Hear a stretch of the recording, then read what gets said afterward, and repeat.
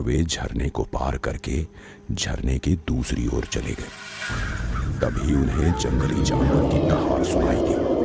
उन्होंने पीछे मुड़कर देखा। झरने के दूसरी तरफ वो रक्त पिशाचिनी किसी जानवर की तरह बैठी थी और उसके मुंह में उस बुढ़िया का सिर था। इसका मतलब रक्त पिशाचिनी ने बकुला बुढ़िया को हरा दिया था।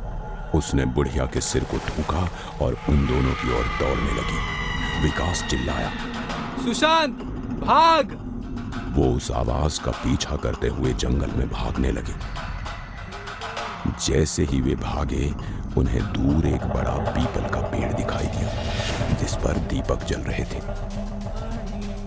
और उस पेड़ के नीचे एक काली साड़ी पहने एक तांत्रिक महिला बैठी कुछ तंत्र अनुष्ठान कर रही थी।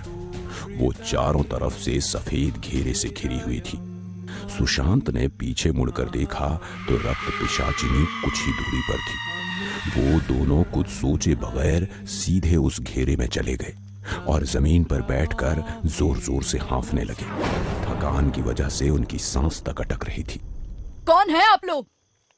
दोनों ने उसकी ओर देखा। वो एक बूढ़ी औरत थी। दोनों की सांसें थम चुकी थी, इसलिए वो कुछ बोल नहीं सके। तभी उन दोनों ने तांत्रिक महिला के पीछे कुछ दूरी पर उस रक्त पिशाचिनी को बैठे देखा। उसके चेहरे पर मुस्कान थी और उसका मुंह खून से भरा हुआ था। वे दोनों उसे देखकर चौंक गए। विकास ने तांत्रिक महिला के आगे हाथ जोड़ते हुए कहा, वो रक्त पिशाचिनी हमारे पीछे है। उसने हमारे दोस्त की जान ले ली है और वो अब हमारा खून पीना चाहती है। प्लीज प्लीज हमारी जान बचाइए। तांत्रिक महिला ने पीछे मुड़कर देखा और फिर उन दोनों की ओर देखा। चिंता मत करो, उसने कहा और उसने कुछ राख उस आग के कुंड में फेंक दी जो उसके सामने जल रहा था। उससे धुआं निकला और उस धुएं की वजह से सुशांत और विकास दोनों धीरे धीरे बेहोश होने लगे। तांत्रिक महिला ने उन दोनों की ओर देखा और मुस्कुराने लगी। धोखा! तुमने हमें धोखा दिया। कैसा धोखा?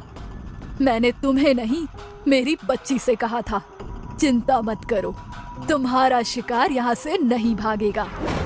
उसने उसके माथे को चूमा और कहा, भूख लगी है मेरी बच्ची?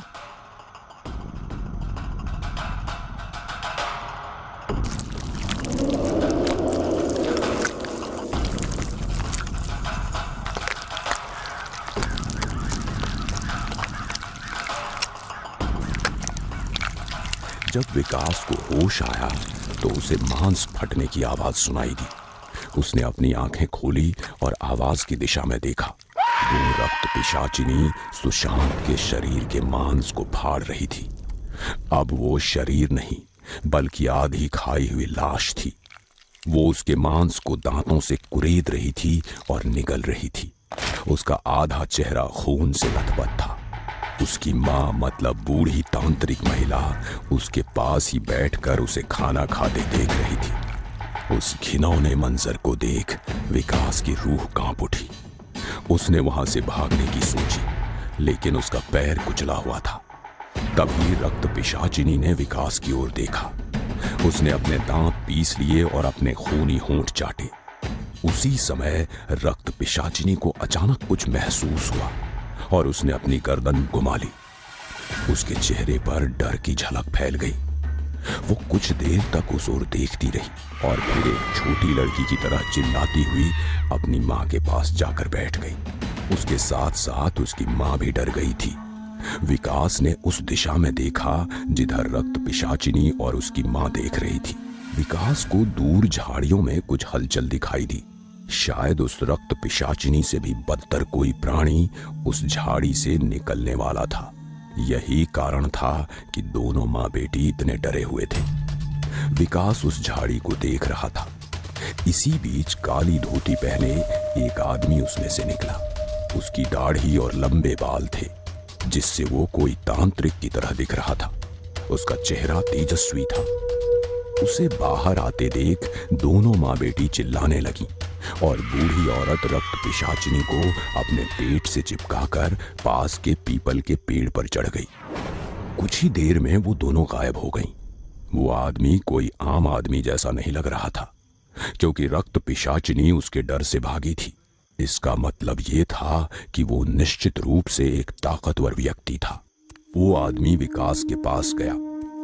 उसने उसके पैर को छुआ और कुछ मंत्र बोले और उसके पैर के घाव भर गए। ये देख विकास दंग